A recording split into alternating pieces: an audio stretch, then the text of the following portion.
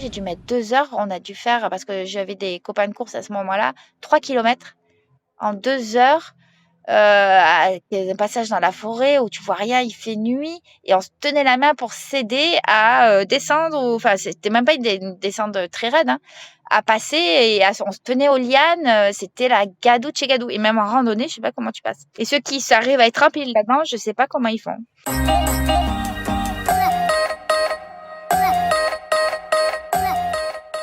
Bonjour, je suis Alexandre et bienvenue dans le podcast Les Joies du Sport.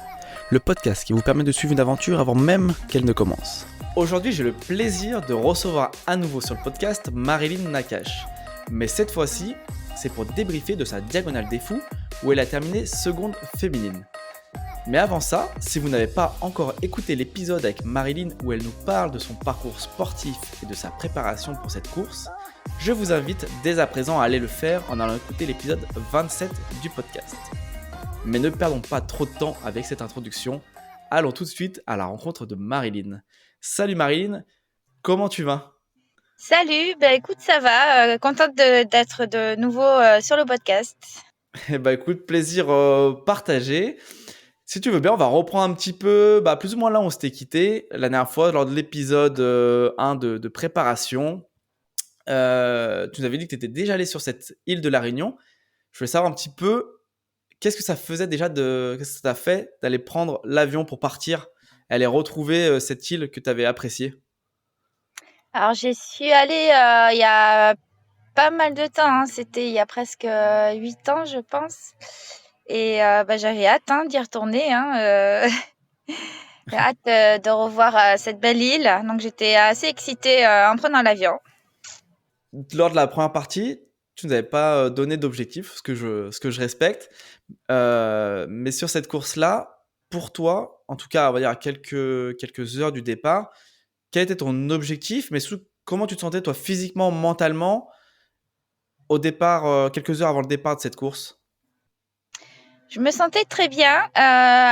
Comme j'avais dit peut-être la dernière fois, mon objectif, mais vraiment, sincèrement, principal était d'arriver au bout de la course.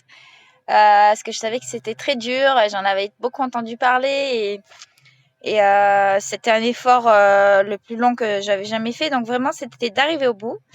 Et après, comme toute compétitrice, hein, quand même, au fond de moi, j'espérais un podium, d'être au moins dans les 5 premières. Et voilà, au niveau chronométrique, après, alors le parcours avait changé, donc c'était difficile de faire vraiment des estimations.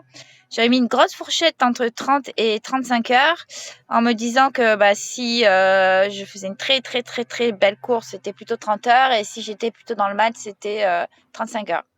Donc j'ai bien estimé puisque j'ai fini à peu près là, entre les deux, 33 heures, en sachant qu'ils avaient bien rallongé le parcours. On était à 180 km au lieu des 175 annoncés. Et en sachant que les années précédentes, c'était plutôt autour des 170 km si je ne me trompe pas. Ok. Et comme l'ambiance un petit peu de l'avant-course, est-ce que là, bon, toi, tu te prépares, c'est pour un objectif quand même de performance. Est-ce que tu as le temps d'apprécier ou de te rendre compte un peu de l'ambiance qu'il y a sur l'île ? Avant la course, pas tellement, enfin avant le départ en tout cas, parce qu'en fait on nous met dans des espèces de sas, un peu comme dans des cages, avant le départ ou selon ta cote ITRA ou si t'es élite pas élite, t'es dans une espèce de sas où tu restes dedans avec les autres athlètes. Et après, ils viennent nous chercher sas par sas pour nous rendre sur le départ. Et là, oui, là, une fois sur le départ, c'est une ambiance de malade. Il y a beaucoup de monde, il y a de la musique, il y a le présentateur. Et là, on commence un peu tous à stresser et à avoir hâte de partir. Mais ouais, c'est une sacrée ambiance quand même. Et est-ce que, malgré, voilà, tu as fait quand même beaucoup de courses, est-ce qu'on peut se faire quand même avoir par l'ambiance du départ et partir un peu plus fort que ce Oui, qu'on je pense devrait ? que tout le monde est un peu parti fort. Parce qu'en plus, les 50 premiers bornes sont assez roulantes. Enfin, sont assez roulants et surtout le départ, en fait, hein, sur les 10 premiers kilomètres, ça part très vite, comme d'habitude. J'ai un avantage ou un inconvénient, je sais pas, c'est que, comme je l'ai déjà dit, moi, je sais pas aller très vite. Donc, j'irai pas, je sais pas, enfin, je pourrais pas me mettre à 20 à l'heure sur les premiers kilomètres. Donc, je me restreins.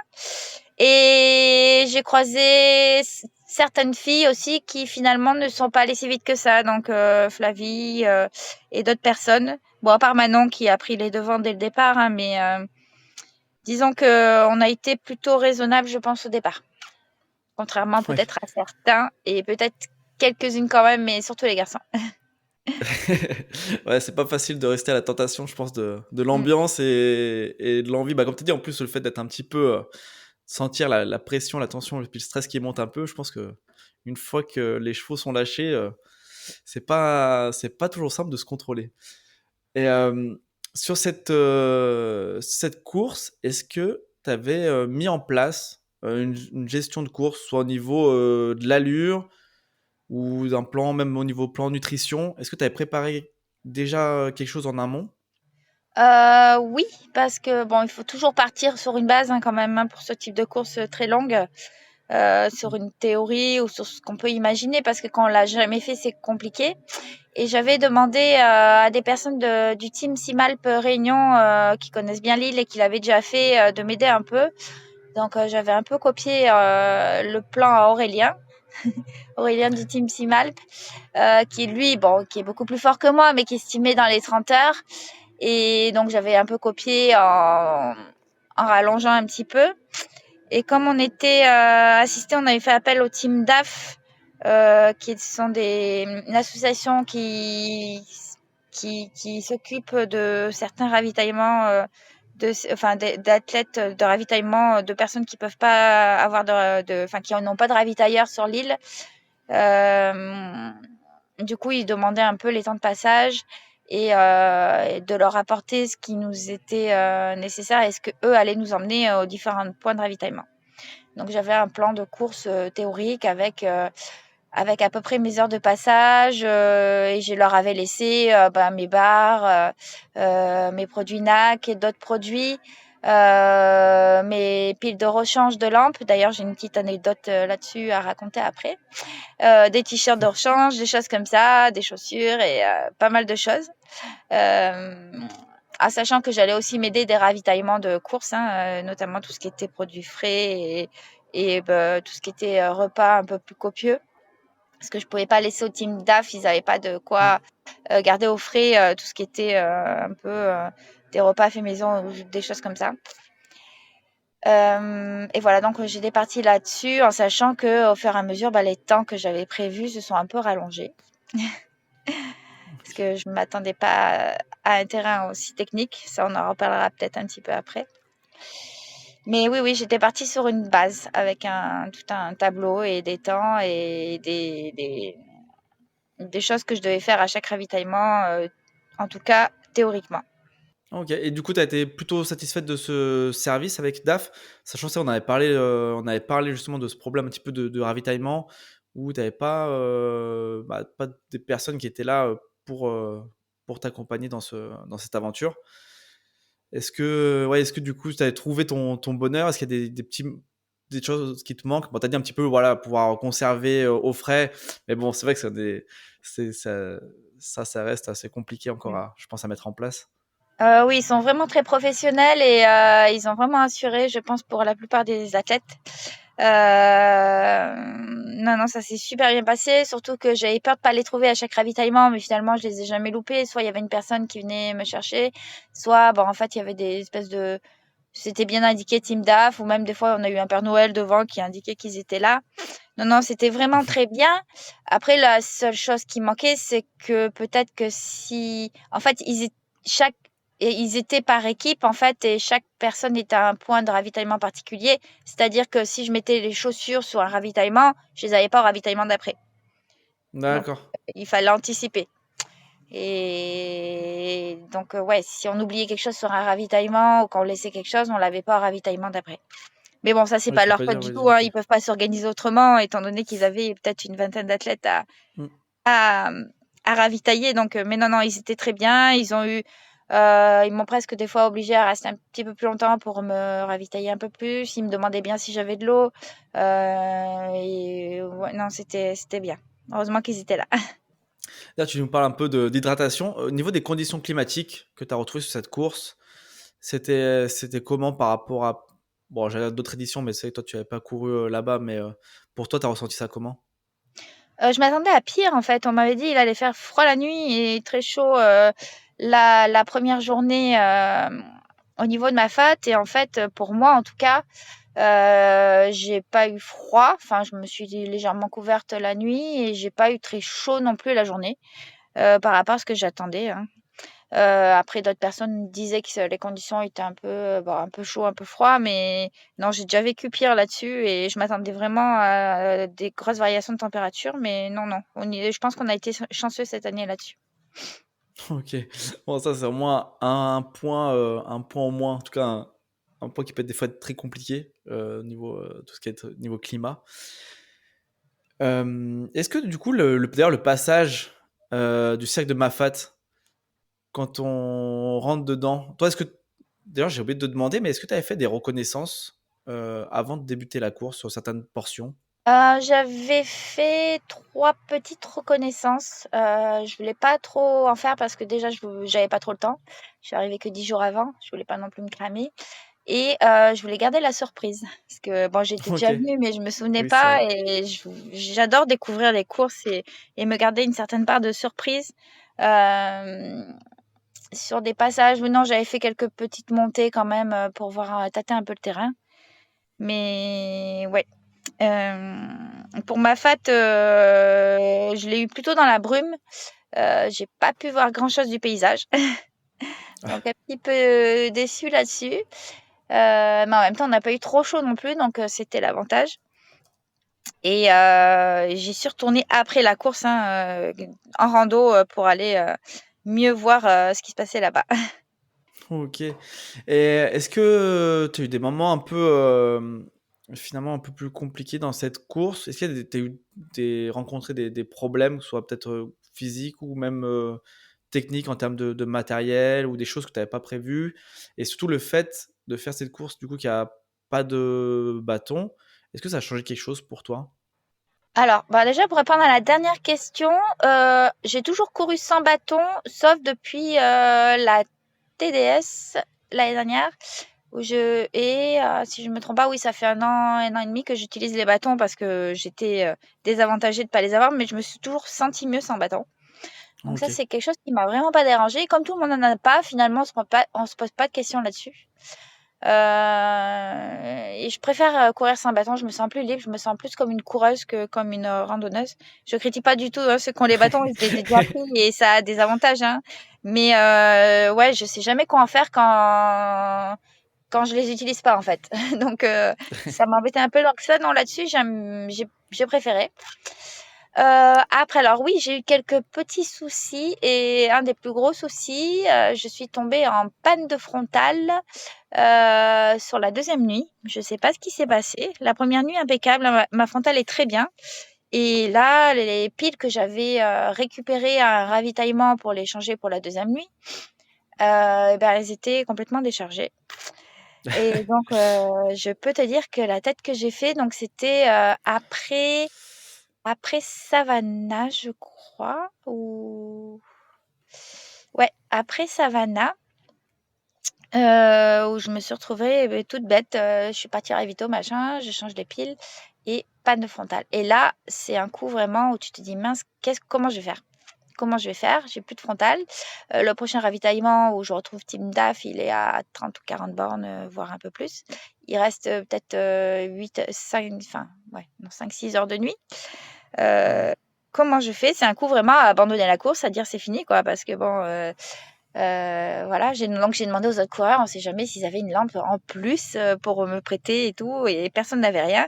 Et il y a un coureur qui m'a dit, bah écoute, essaye de me suivre, t'es dans le noir, mais moi je peux t'éclairer. J'ai dit, bah ouais, bah ça va durer, ça marche 5 kilomètres quoi. Et puis tu peux pas le suivre et tu vois rien, puis en plus sur les chemins techniques dans la nuit noire, non, c'était même pas la peine. Et donc, je me suis mise à réclamer des lampes à tous les bénévoles qui étaient sur mon parcours. Donc ils en avaient des petites lampes un peu, alors pas du tout faites pour courir. Quand je leur ai donné, surtout je leur ai dit, écoutez, je vous la ramène, promis, vous me contactez sur les réseaux, ou même j'avais un billet de vin, j'étais prête à leur payer, ou à leur laisser une caution, quelque chose et tout. Bon, et beaucoup m'ont dit, non, non, vas-y, prends-la, t'es deuxième, vite, vite, dépêche-toi, prends ma lampe et tout, je te la donne, tant pis si je la récupère pas. J'ai dit, non, non, surtout, vous me contactez. Et je me suis retrouvée comme ça avec peut-être 6 lampes frontales. J'étais pas rassurée parce que ces lampes, elles m'ont duré, alors déjà, elles éclairaient pas bien du tout. Et elles m'ont dû me durer une demi-heure chacune, quoi. Au fur et à mesure, elles étaient pas chargées, elles étaient pas faites pour courir. C'était des petites lampes frontales à la con pour les bénévoles. Donc, je me suis retrouvée avec 6 lampes frontales à la poche, ce qui m'a permis de tenir, mais tout en étant vraiment très inquiète parce qu'au fur et à mesure, les lampes s'éteignaient. Jusqu'au prochain ravitaillement où il y avait Team DAF qui, bon, j'avais pas de lampe frontale, je leur avais pas laissé, mais qui m'ont prêté une bonne lampe frontale, enfin une lampe frontale qui m'a sauvé la vie jusqu'à que le jour se lève. Donc ça, c'était assez rigolo. En sachant que finalement, après la course, j'espérais à tout prix que les gens me recontactent pour que je leur rende lampe frontale. Et il y a que 2 personnes qui m'ont contacté, donc j'ai pu rendre que 2 lampes frontales. Bon, c'était pas des lampes frontales hyper sophistiquées, mais quand même, ça m'a un peu embêtée. Donc, je les ai données à des personnes de la Réunion avant de partir. Mais mais vraiment, on se retrouve bien embêté, hein. Bon, c'est pas là du tout la faute de la lampe, hein. Je sais pas ce qui s'est passé, ça s'est déchargé ou il y a un fond contact, c'est l'humidité, je sais pas. Mais ça, c'est quelque chose qu'il va falloir que je fasse plus attention la prochaine fois. Et vraiment, j'ai eu très peur là-dessus. Mais j'ai dû perdre peut-être un quart d'heure, 20 minutes à réclamer des lampes, à m'inquiéter, à savoir si j'allais faire demi-tour, pas demi-tour. Enfin, ça m'a. Bon, voilà, ça, c'est la petite anecdote. Maintenant, j'en rigole, mais sur le coup, je rigolais pas trop. D'ailleurs, c'est marrant parce que j'avais quelqu'un qui m'a posé une question sur Facebook d'ailleurs. Il m'a posé la question comment gère-t-elle ses frontales? Après, il y avait d'autres questions comme est-ce qu'elle avait aimé la traversée de Mafate? Est-ce que tu reviendras en 2025? Ça, c'est des sujets qu'on traitera un peu plus tard. Mais c'était assez marrant de voir quelqu'un qui te demande comment tu gères tes frontales. La Finalement. frontale, la première nuit, impeccable, hein. J'avais 2 piles de rechange, j'en ai utilisé qu'une seule, donc impeccable. Pas de souci et tout. Et la deuxième nuit, j'ai eu le malheur non, j'aurais peut-être dû vérifier ou je Malchance, l'étais quoi. peut-être mal chargée, tout simplement. Trop confiance en moi. Et quand j'ai récupéré mes piles de rechange pour dire, j'ai des piles toutes neuves, c'est bon, je peux attaquer la deuxième nuit, non, les 2 étaient mortes. Ouais, c'est vrai que là, petit coup de Sachant que panique. ma lampe, Et t'as réussi à te j'avais remobiliser derrière ça après? Oui, oui, oui, mais ouais, heureusement que les bénévoles là-bas, c'est exceptionnel, quoi. En France, je suis pas sûre qu'il y ait des gens qui t'auraient donné des lampes frontales comme ça. Bon, déjà, il y aurait pas eu de bénévoles avec des lampes, hein. Ça, il y aurait peut-être eu, si, il y aurait eu des bénévoles, mais il y aurait pas eu des locaux. Non, c'est même pas des bénévoles qui m'ont donné leurs lampes, c'est les locaux. Ah, c'est des locaux en plus. Ah oui, c'est des locaux. C'est des gens qui étaient là pour encourager. Il y a eu peut-être 1 ou 2 bénévoles, mais il y a aussi pas mal de locaux. Ok. Ah, impressionnant, ouais. C'est vrai que l'entraide là, ça a dû Ah faire. ouais, non, c'était exceptionnel et je pensais pas qu'ils allaient me les donner. J'ai dit: «Bon, je vais tenter» et finalement, oui, impeccable, et ça s'est fait assez rapidement. Bon, j'ai perdu un peu de temps, mais quand même. Donc voilà. Sinon, un autre problème, donc ah oui, un gros problème, j'avais mis une paire de rechange, au niveau de Sillaos, de chaussures. Comme à Sillaos, mes pieds allaient bien et cetera, j'ai pas changé ni les chaussettes ni les chaussures. Je suis repartie avec.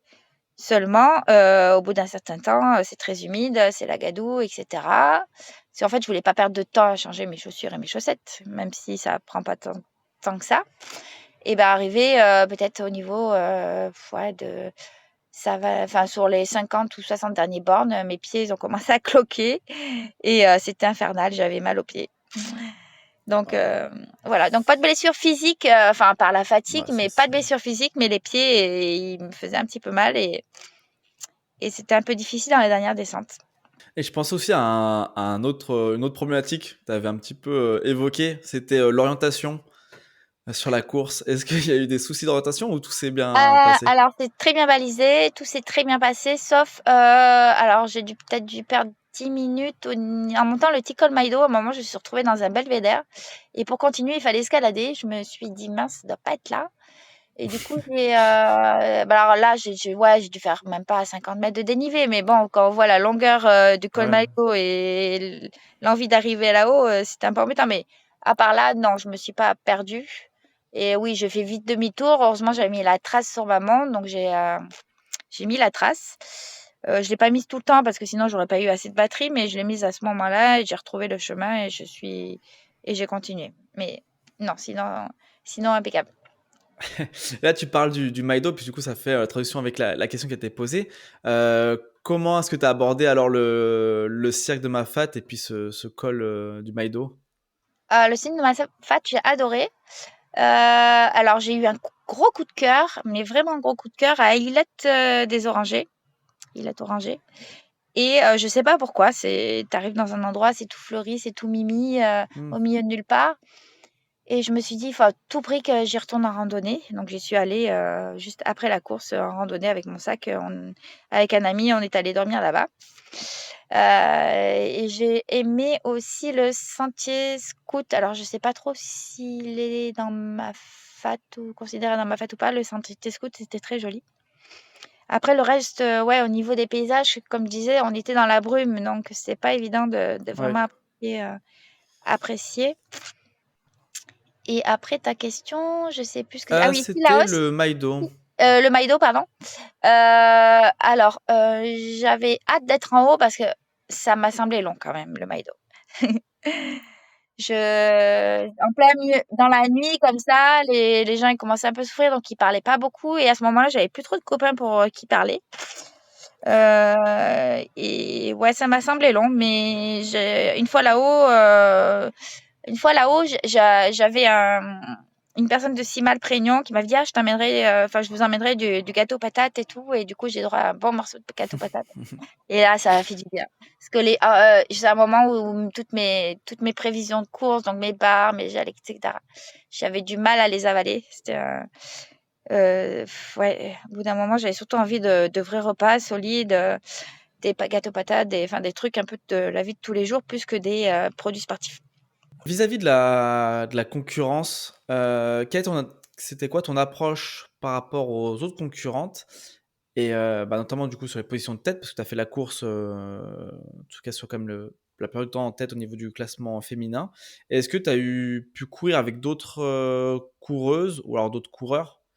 Ou alors tu étais principalement seule sur cette course? J'ai surtout couru avec des garçons, en fait, parce qu'il n'y avait pas énormément de filles sur la course. Donc, dès que je me suis retrouvée deuxième, en fait, non, j'ai pas rencontré ni celle de Daya, ni celle, ni Manon, hein, qui a toujours été devant. Euh, Après, oui, non, j'ai fait pas mal de copains de course garçons. Alors, les garçons, j'ai un message à faire passer. C'est qu'en fait, j'en ai beaucoup récupéré sur le passage, parce qu'ils étaient pas bien. Et du coup, ils se sont accrochés derrière moi. Sauf enfin, j'ai dû en retrouver 3, 4, même qui changeaient de temps en temps derrière moi. Et ils se sont remobilisés comme ça, mais ils ont jamais pris le relais, ils sont jamais passés devant. Enfin, rarement. Il y en a qu'un qui m'a fait le coup à dire, allez, c'est bon, je prends le relais. Mais sinon, ils étaient derrière moi, ils suivaient, ils suivaient, ils suivaient.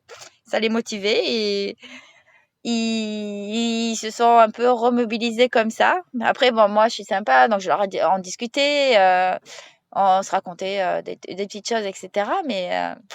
Mais ouais, ils restaient derrière, quoi. Ils me suivaient. Ah, tu as fait la locomotive, mais bon, J'ai comme en j'ai cycliste, fait le il lièvre faut un prendre un peu petit pour peu pas le mal relais, de quoi. garçons. Et ça arrivait pas mal de fois. Et ouais, à un moment, il y en avait 3, 4. Au fur et à mesure, je les récupérais.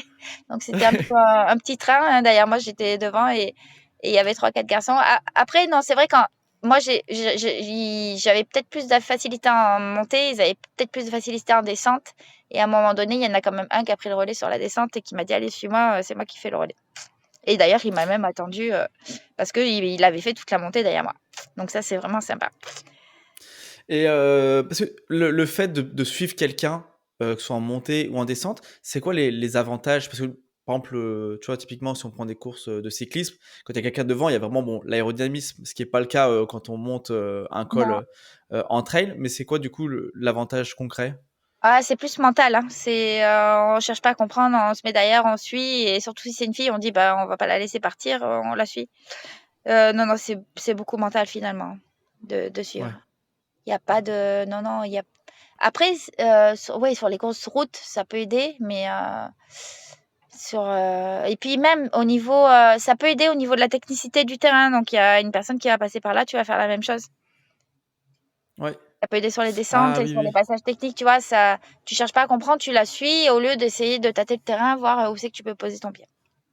Ça peut aider Ok, de cette façon-là. très Et bien. donc, au niveau de la concurrence, non, maintenant, il y a certains moments, je pense que je me suis un petit peu rapprochée d'elle, mais alors moi, ma grosse difficulté sur cette course-là, en parlant d'une autre difficulté technique, ça a été les descentes de la fin. Alors, je suis pas une très très bonne descendeuse quand c'est technique. Quand c'est roulant, il n'y a pas de souci, je peux aller très vite. Mais dès que c'est technique et je suis un peu fatiguée, c'est vraiment un point qu'il faut que j'améliore. J'ai été très lente et j'ai perdu beaucoup de temps. Et notamment, alors je sais pas si c'est toutes les autres années comme ça, mais il y a eu des descentes et des endroits boueux où je pense que ceux qui étaient complètement derrière, qui sont passés la deuxième nuit, ils avaient eu le soleil avant, c'était peut-être un petit peu moins boueux. Les premiers, alors c'était boueux, mais peut-être un petit peu moins parce que c'était un peu moins piétiné. Mais moi, quand je suis passée, c'était infernal. C'était l'enfer. Et il y a eu notamment le chemin. Alors il y a eu un chemin, je me souviens plus comment il s'appelle. Je m'en souviens. Kala, chemin Kala, quelque chose comme ça. Euh, ouais. Un peu en descente, dans la gadoue, et sans exagérer, j'ai dû mettre 2 heures. On a dû faire, parce que j'avais des copains de course à ce moment-là, 3 kilomètres en 2 heures. Avec un passage dans la forêt où tu vois rien, il fait nuit, et on se tenait la main pour s'aider à descendre. Enfin, c'était même pas une descente très raide, hein, à passer, et on se tenait aux lianes. C'était la gadoue de chez gadoue. Et même en randonnée, je sais pas comment tu passes. Et ceux qui arrivent à être rapides là-dedans, je sais pas comment ils font. C'est vraiment un truc qu'il faut que j'améliore si j'y retourne. C'est descendre dans la gadoue. Et il n'y a pas que des descentes, même hein, pour monter à Colorado. Quand j'avais fait la Rocco, d'ailleurs, de là, c'était tout sec et bon, ça se montait très bien. Hein. Mais là, je sais pas, il y avait de la gadoue et il y avait même à un moment un bénévole qui avait mis une liane pour qu'on puisse, enfin une corde même pour qu'on puisse avancer. Sinon, c'était même pas la peinture reculée. C'était la gadoue de chez gadoue. Et la descente du Colorado, n'en parlons pas. Pour moi, c'était. Je l'avais fait aussi en Rocco. Elle était pas gadoue et même j'ai trouvé plutôt facile. Et là, j'ai mis hyper de temps et sur les 5 derniers kilomètres, je me suis fait prendre 4-5 places. Et là, c'était dur mentalement. C'était dur parce que j'étais peut-être 25, 26e et je suis descendue de. Bon, c'était que des garçons, hein, mais j'avais très très peur qu'il y ait une fille qui me double à ce moment-là parce que dans les descentes, j'ai vraiment eu du mal. Oui, parce que d'ailleurs, comment tu sais, toi, est-ce qu'il y a des gens qui te donnaient l'intervalle entre toi puis et Manon ou les concurrentes qui te suivaient? Euh, alors, au tout début, de toute façon, je voulais pas le savoir du tout jusqu'au Tikol Maïdo. J'ai pas du tout demandé. Après, j'ai commencé à questionner, mais c'est vrai que quand on n'a pas comment on dit, de ravitailleurs ou de personnes qui te suivent tout le long de la course, c'est pas forcément évident. Donc, j'avais quelques infos, on va dire, de Manon qui était assez loin devant. Et des moments où on me disait: «Mais non, mais maintenant tu as bien rattrapé, elle est un peu moins loin de toi». On m'avait dit un quart d'heure, 20 minutes. J'ai dit: «Waouh, ça serait bien si je peux essayer de pas de la rattraper, mais bon, de me rapprocher». Bon, seulement il y avait ces descentes techniques qui m'ont fait que je me suis pas du tout rapprochée d'elle. Et par contre derrière, je savais pas trop, hein, quand je demandais: «Ah, elle est loin», mais ça veut rien dire. Elle est loin, l'UTMB, c'est ce qu'on m'avait Ouais. dit et puis finalement, il y en a une qui m'est passée devant. Donc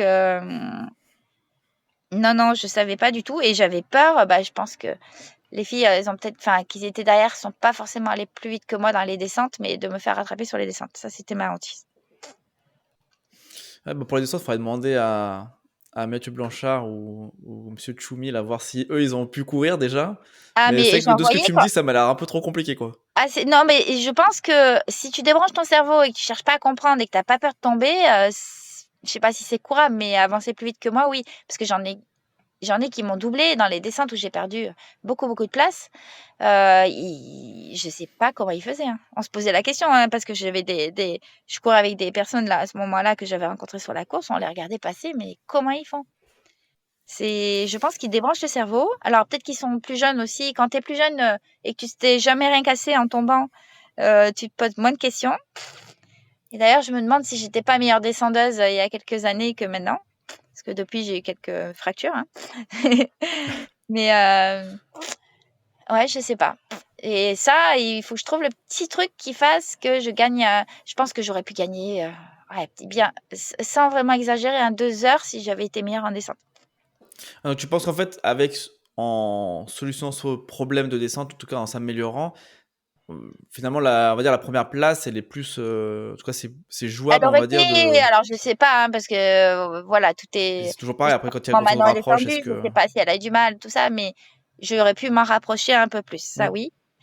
Mais voilà, après, j'aurais peut-être eu d'autres problèmes ailleurs, hein, je sais pas, mais mais le Oui, problème c'est que est-ce que c'est améliorable ou pas? D'ailleurs, je fais un appel, hein, si quelqu'un voudrait me coacher sur ce problème de descente, et qui a l'expérience et qui sait comment bien les travailler. Parce que je suis coach et je sais théoriquement comment il faut les travailler, etc. Mais je pense qu'il y a aussi un passage psychologique à ouais, passer là. c'est peut-être mental, ouais, aussi. Ouais. C'est vrai que oui, oui, parce que toi, typiquement, la technique, tu connais, c'est pas.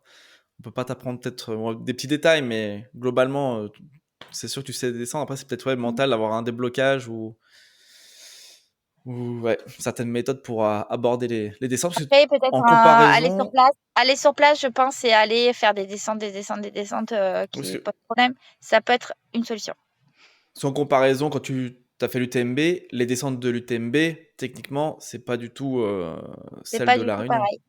Même Ouais, si on est fatigué, au bout d'un moment, il y a aucune descente où j'ai mis autant de temps pour faire si peu de kilomètres, hein, finalement.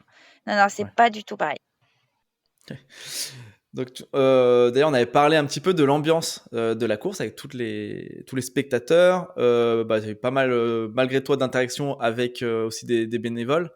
Ça, c'était comme sur niveau en termes d'ambiance et de présence sur le bord des sentiers. C'était comme ça tout au long de la course ou c'est vraiment plutôt tu trouves ça au début, à la fin et peut-être sur quelques points spécifiques? Non, non, il y a autour des. En fait, il y en avait tout le temps. Il y avait tout le temps du monde. Enfin, part dans des endroits un peu perdus.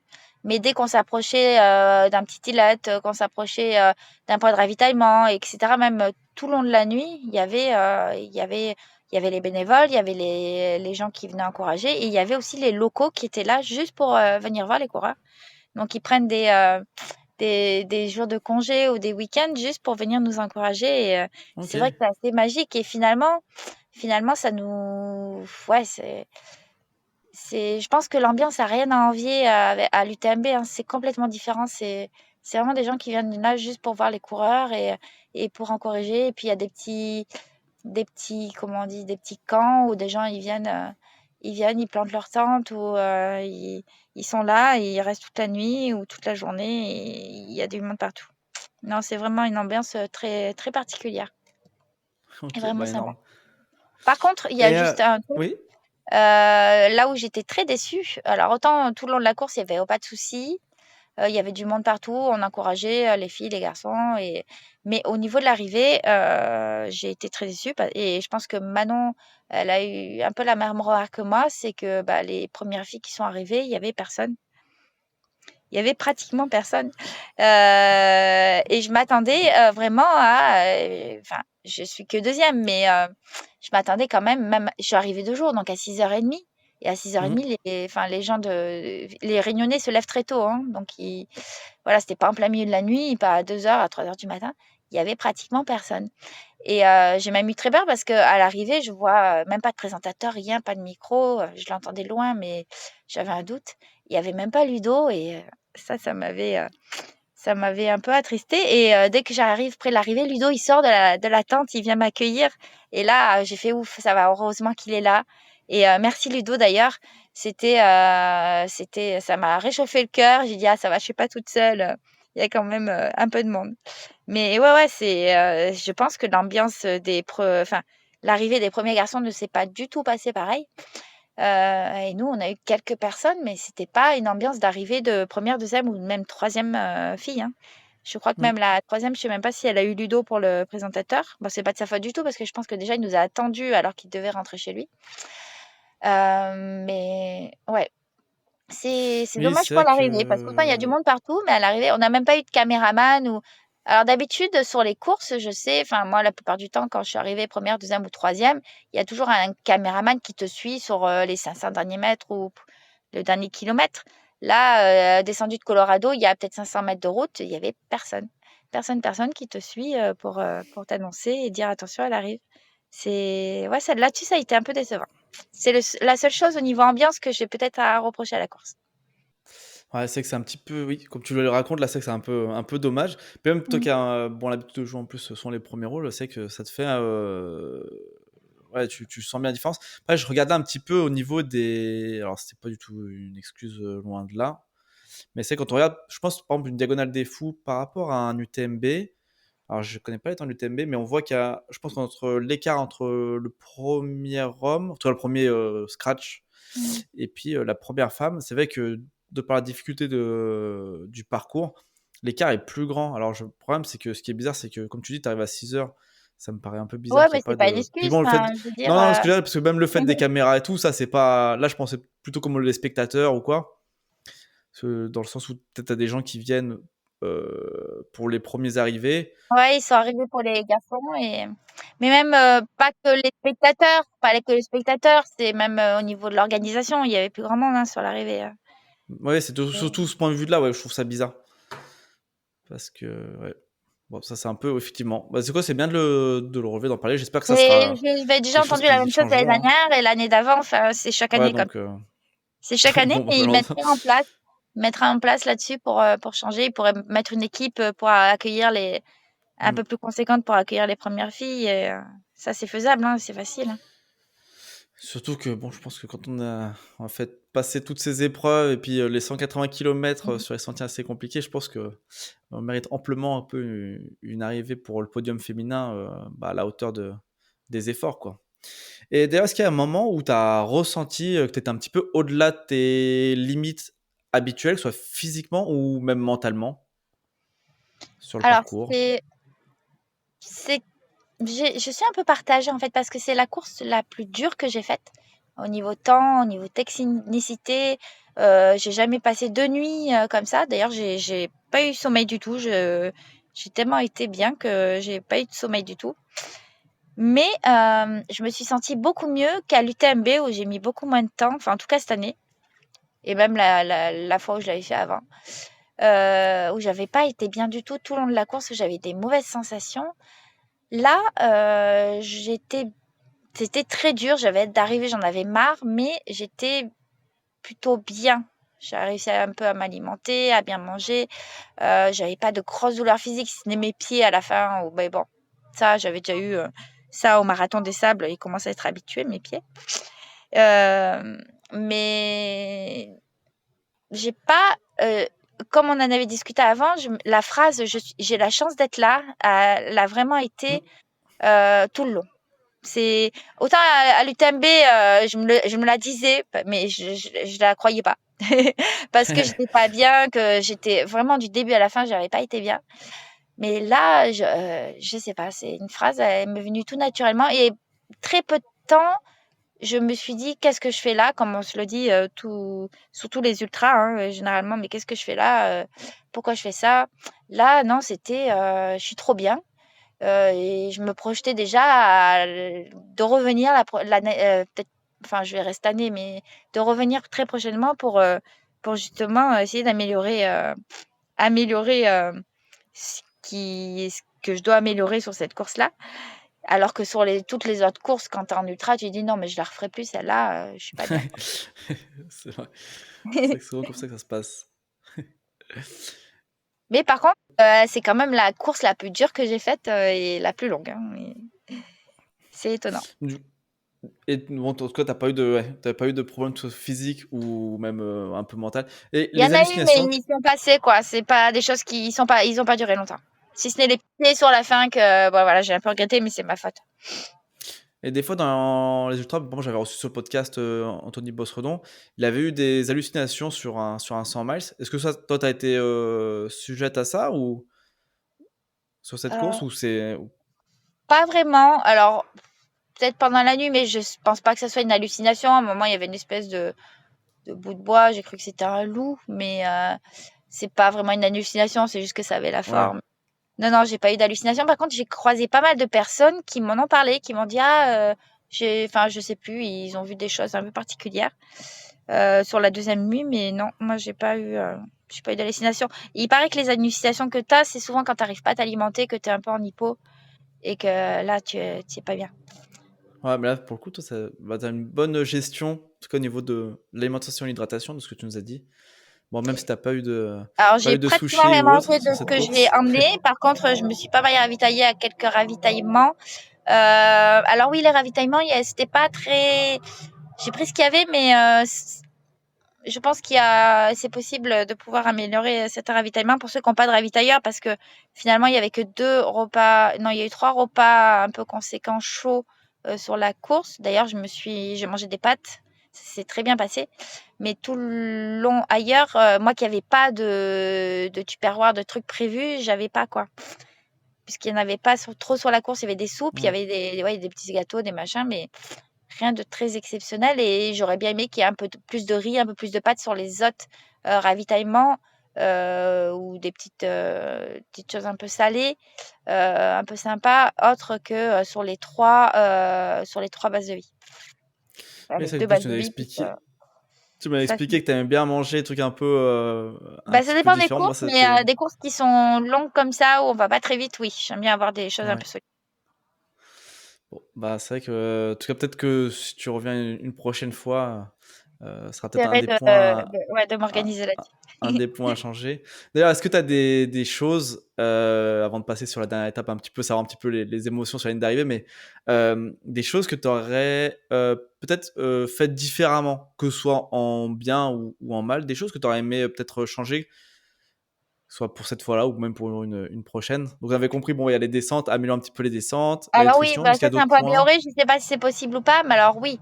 Bon, il y avait la lampe frontale. Donc peut-être Oui. que je ferai très attention la prochaine fois que mes piles soient bien chargées, ou que j'ai une lampe frontale de secours, mais peut-être à plusieurs endroits, hein, parce que c'est pareil quand Bah tu oui, là, as un seul en l'occurrence, c'est ravitailleur, compliqué, là. tu la mets à un endroit et puis si tu as passé l'endroit et que tu as oublié de la prendre, bah, tu l'as pas celle d'avant. Celle d'après, parce que d'ailleurs j'avais laissé une lampe frontale de secours, mais c'était pas à ce moment-là, j'en avais besoin.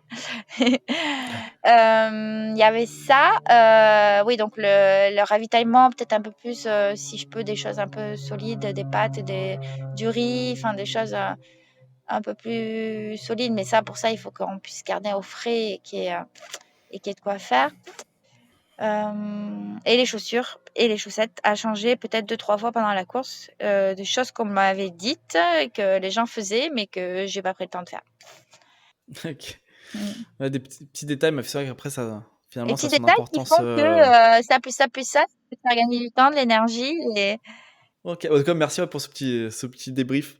Et puis, alors, donc voilà que tu as réussi à terminer en tout cas cette course, mais décris-nous un petit peu bah, les premières pensées que tu as eues en franchissant la ligne d'arrivée après toutes ces heures d'effort. alors, c'est compliqué de s'en rappeler, en fait, toutes ces émotions. Je sais que bon, j'étais très heureuse, bon, déjà, rien que passer la ligne d'arrivée, euh, sans savoir si j'étais deuxième, troisième, enfin, peu importe, sur un ultra, c'est toujours de l'émotion, hein, peu importe. Enfin, à l'UTMB, j'avais été très déçue. Je crois même que j'avais tiré la gueule à l'arrivée parce que j'étais tellement déçue de moi-même que j'étais pas bien. Mais là, non, non, très fière de moi d'avoir fait, d'être allée jusqu'au bout, euh, de pas avoir baissé les bras et d'avoir profité de cette course jusqu'au bout. Et après, oui, on se dit, bah oui, je suis deuxième et ça, c'est quand même sympa. Sympa pour la première fois que je fais cette course-là. Euh, et après, oui, un tout petit peu déçue de l'arrivée, comme je disais, par rapport à l'ambiance et de ce que je m'attendais. Mais ouais, ouais, bah, déjà, la première chose, c'est on est content d'arriver, hein, ça c'est sûr. Sur des courses comme ça, ah, ça y est, c'est fait, c'est fini. Et puis des fois, on se dit, mince, c'est fini aussi, parce que c'est déjà fini, la course, ça m'est déjà arrivé, et notamment là, peut-être, c'est fini, mais ça fait un petit peu c'est triste parce que justement c'est fini. Il y a maintenant c'est mais comme je savais aussi que j'allais rester encore 3 semaines sur l'île, là, je me disais: «C'est fini, mais c'est pas grave, tu vas pouvoir tourner là, notamment à Îlette Orangère rando, tu vas pouvoir aller, au Piton des Neiges parce qu'on n'est pas monté jusqu'en haut. Tu vas pouvoir profiter». En plus, j'avais l'air d'être pas blessée. Bon, des fois, les blessures, elles viennent après, mais j'étais physiquement, j'avais, mes jambes, mes bras, j'avais tout, pas de blessure. Donc, je me suis dit: «Ah bah tiens, quelques jours de récup et je vais pouvoir profiter de l'île». Donc là-dessus aussi, c'est pas mal. Au niveau de la récupération après cette course, comment bon, toi, tu nous as dit que tu resté 3 semaines, en tout cas Mmh. sur l'île, mais au niveau de la récupération vraiment, post-course, les peut-être 2 jours d'après, ça se passe comment? Alors, j'ai été étonnée parce que j'ai vraiment très bien récupéré, pas de douleur physique, tout juste des courbatures, un petit peu le lendemain. Qu'est-ce que j'ai fait? Je crois que j'ai eu 2 jours de repos complet où bah, j'ai marché tout ça, mais j'ai pas fait grand-chose. Et après, le surlendemain, en fait, j'ai loué un vélo, enfin loué, on m'a prêté un vélo. Et bah, j'avais déjà fait, le surlendemain, je suis allée faire du vélo, hein. J'ai fait 2 heures de vélo, 3 heures de vélo. Et ça allait déjà bien, en fait. Après, j'ai bien profité de l'île parce que je suis allée randonner. On a fait grosse rando avec un gros sac, bien marché. J'ai même fait quelques petits trails pour monter sur des sommets que j'avais pas fait, quelques petits footings. Je suis allée plonger, fait beaucoup, beaucoup de vélo. J'ai fait le tour de l'île à vélo. Et finalement, même pas ouais, 4-5 jours après la course. Hein. Donc, non, non, j'ai totalement bien récupéré. Après, par contre, et ça me le fait presque encore un peu, mais ça va beaucoup mieux. J'avais faim tout le temps, tout le temps, tout le temps. Après la course, et je suis pas la seule, hein, il y a beaucoup de personnes qui m'ont dit, parce que j'avais tout le temps faim et il fallait Mais tout ça, le temps c'est que je dû mange. à quoi, tu penses? Parce que bon, toi, tu as fait quand même aussi d'autres ultras, qui est un peu moins long en durée, mais Oui, c'est oui, oui. Alors, ça m'arrive quelques jours généralement sur les autres courses. De 3-4 jours, j'ai faim. Mais ça m'est jamais arrivé autant faim aussi longtemps. Je pense que, en fait, on a largement récupéré, hein, les apports, hein, au bout de 2 jours, on a refait nos stocks, glucidiques et on a refait nos stocks, dans toutes les macronutriments et micronutriments. Mais, après c'est peut-être, ça m'avait fait ça au Marathon des Sables où j'avais eu soif pendant, 2 mois. 2 mois, j'avais tout le temps soif, tout le temps soif.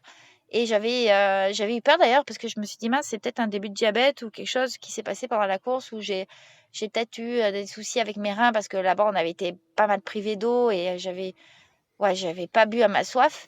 Mais, c'est soit mental, soit que le corps, en fait, comme il a été privé pendant un certain temps et là plus que d'habitude, il veut refaire des stocks parce qu'il a peur d'être privé. Alors que ça soit en eau sur le Marathon des Sables ou bien en nourriture par rapport à, où on est sous-alimenté pendant une course, hein. De toute façon, on a beau se ravitailler, on est quand même, on a un apport énergétique, déficitaire. Donc ouais, je pense que c'est ça. OK. Et d'ailleurs, il y en a beaucoup qui grossissent après les courses au bout d'un moment, même, parce qu'on fait que manger, manger, mais on n'en a pas forcément besoin. C'est le corps, il réclame. Mais bon, pour bien récupérer, il faut suivre, il faut s'écouter et bah, du coup, j'ai fait que manger et ça tombe bien parce qu'à La Réunion, on mange bien. Donc, j'ai goûté, je me suis pas privée, j'ai goûté un peu de tout ce qu'il y avait. En plus, bon, après, pour le coup, t'avais quand même encore bah, les 3 semaines où tu resté là-bas, tu as beaucoup bougé parce que, en te suivant un peu sur les réseaux, c'est Oui, oui. impressionnant le nombre de randonnées ou de balades à vélo. C'était infernal, quoi. Avec des paysages magnifiques en plus. Ça devait être très Ouais, ouais, compliqué. ouais, c'était ça. Et d'ailleurs, j'ai même vu, t'es reparti avec des souvenirs de l'île. J'ai vu que t'avais profité pour faire des Oui. tatouages également. C'était pour marquer un peu, c'est pas forcément la course, mais le fait d'être venu sur l'île, d'avoir apprécié vraiment ce moment et que... Ouais, mais tu sais, je suis assez impulsive, hein, donc quand je veux quelque chose, bah, il faut que je le fasse. Et bah, ça fait un petit moment que je voulais me faire tatouer, même en France, mais enfin, j'avais déjà un tatouage, mais je ne trouvais pas le temps. Voilà, parce qu'après le tatouage, il faut faire attention. Et pas le temps, pas forcément. Bah, c'est pas donné aussi en France. Et puis pas d'idée particulière. Et puis là, quand je suis allée sur l'île, je dis tiens, ça serait peut-être le moment avant de reprendre l'avion d'aller me faire tatouer. Donc je me suis dit bon, je le fais que si je réussis ma course. Et en tout cas que j'y vais jusqu'au bout, hein, pas Oui, forcément au oui, oui. niveau des temps, mais que j'aille jusqu'au bout et bien quoi. Enfin, pas mettre 40, 50 heures. Et comme ça s'est bien passé, ben voilà, j'ai dit tiens, ben, je Stylé. vais le faire. Et puis je réfléchis pas à 10 ans. De toute façon, on n'a qu'une vie, on n'a qu'un corps et un tatouage, c'est pas grand-chose, hein. Oui. Et Ok, donc stylé. Belle voilà. occasion en tout cas pour en faire. Mmh mh. Et alors, 2025, je sais pas, mais est-ce qu'on va te revoir sur une édition du Grand Raid?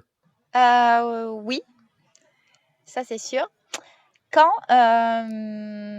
Peut-être 2025, peut-être pas, mais rapidement, je pense. Bon, Parce que j'ai tellement, ouais, de petits trucs, à améliorer, à peaufiner et puis j'ai tellement adoré d'être là-bas que j'ai envie de refaire et d'essayer d'améliorer ça.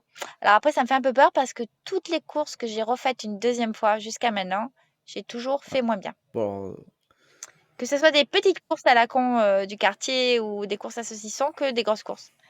Toutes les courses que j'ai faites, bon, je n'ai pas fait 10 000 fois, mais que ce soit les Templiers, que ce soit l'UTMB, que ce soit même petite course de quartier de Biot, que ce soit, je sais pas quelle course j'ai fait d'autres, j'ai toujours moins bien ah, fait. c'est marrant parce que Donc, faudrait que je retourne on ça. parlait de fait de faire les Ouais. reconnaissances et tout, c'était quand même un avantage.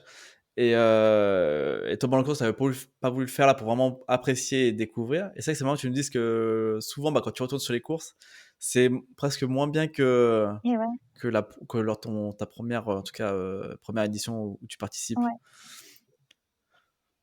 Alors des fois, c'est pas forcément comparable parce que à chaque fois, le parcours a un petit peu changé aussi. Donc là, si on continue, on a 180 bientôt. Quand j'y retourne, si l'année prochaine, l'année d'après, ils vont mettre 200 km parce qu'ils augmentent tout le temps. Donc c'est pas forcément comparable. Même les Templiers, quand j'avais refait la deuxième fois, le terrain, enfin le parcours était un peu différent. L'UTMB, c'est pareil, ça a été différent.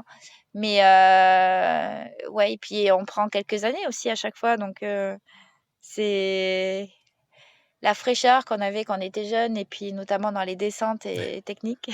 Peut-être que peut-être qu'on régresse, enfin, on gagne dans d'autres choses mentalement, dans l'endurance, etc. Mais peut-être que sur certains points, on régresse aussi.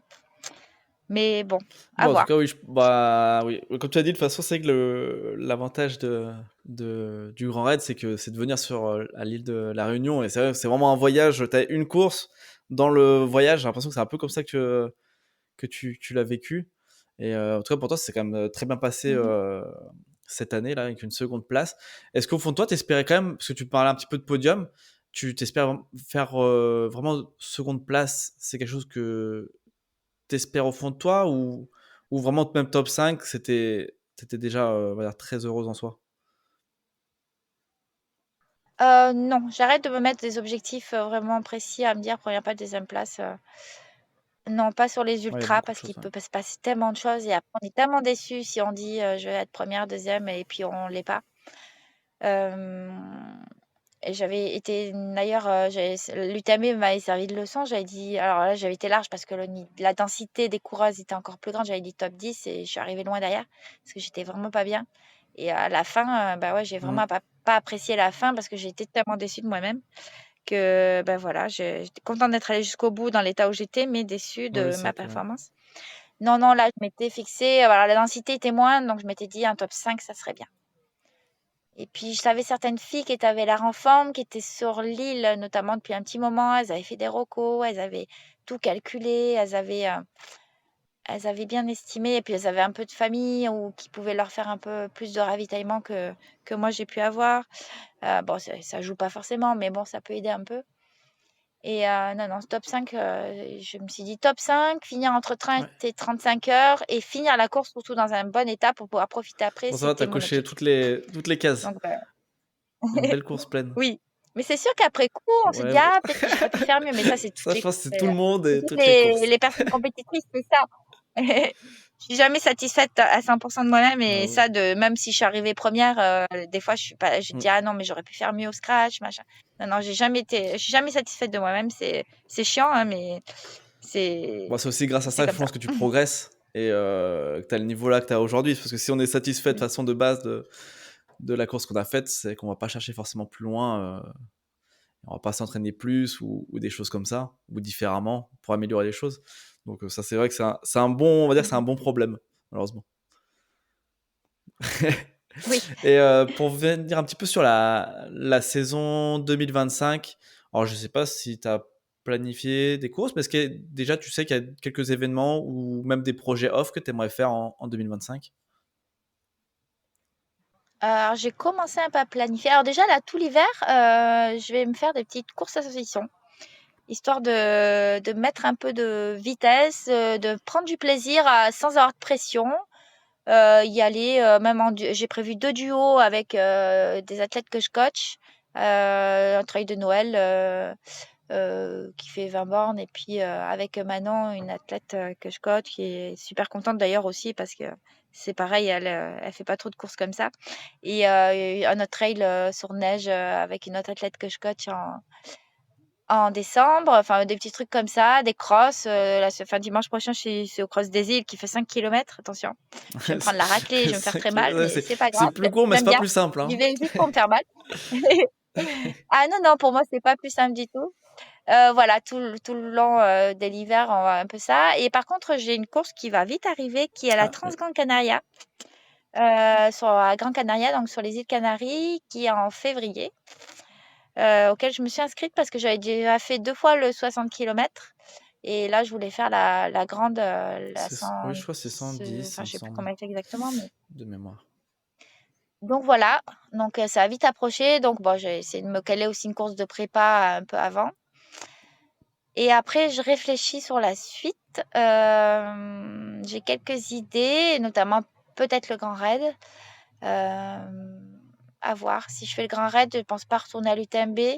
Parce que là, j'ai la qualif, parce que j'avais été troisième de Mozart 100, donc Mm. j'avais été qualifiée pour l'UTMB aussi. Mais bon, déjà, je pense que je vais changer un peu parce que j'ai déjà fait CCC, TDS, 2 fois UTMB et j'en ai un peu marre. Malgré que l'ambiance, bah, voilà, ça reste l'UTMB et ça reste une course sympa.